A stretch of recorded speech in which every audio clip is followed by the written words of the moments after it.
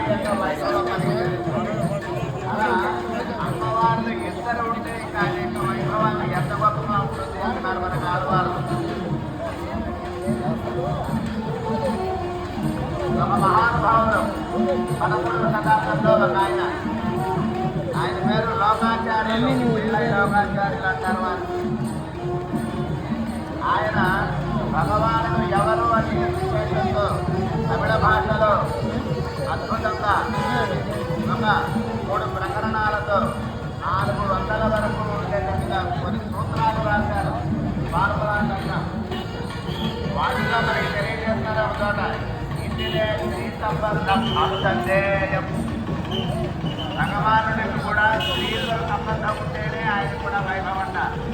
ఆ మహాలక్ష్మి కానీ ఆ పద్మావతి అమ్మవారు కానీ కలవనంత వరకు ఆయన నివాసుడుట తిరుమల కొండల్లో తిరుగుతున్నాడు. ఎక్కడో ఎవరో ఏర్పెడితే తిరుగుతున్నాడు. ఎప్పుడైతే అమ్మవారు ఆయనకు వచ్చి చేరిందో అప్పుడు స్త్రీ నివాసుడు అయ్యాడు. పరిగెత్తుకుంటూ వచ్చాడు సురేషుడు.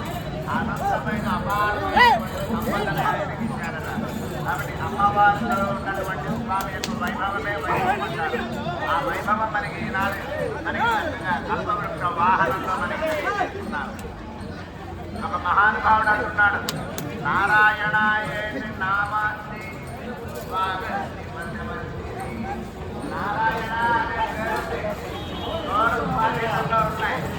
అంటే నోరులో నాలుక పనిచేస్తుంది, పళ్ళు చక్కగా ఉన్నాయి.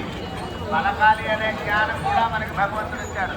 తథాపి పతంతి నరకే లోకే. అయినప్పటికీ ఇక్కడ ఘోరమైన నరకాలలో పడి కొట్టుకుంటున్నారు మానవులు. నరకాలలో పడి కొట్టుకోవడం అంటే ఏంటో తెలుసా? ఈ శరీరం పోయిన తర్వాత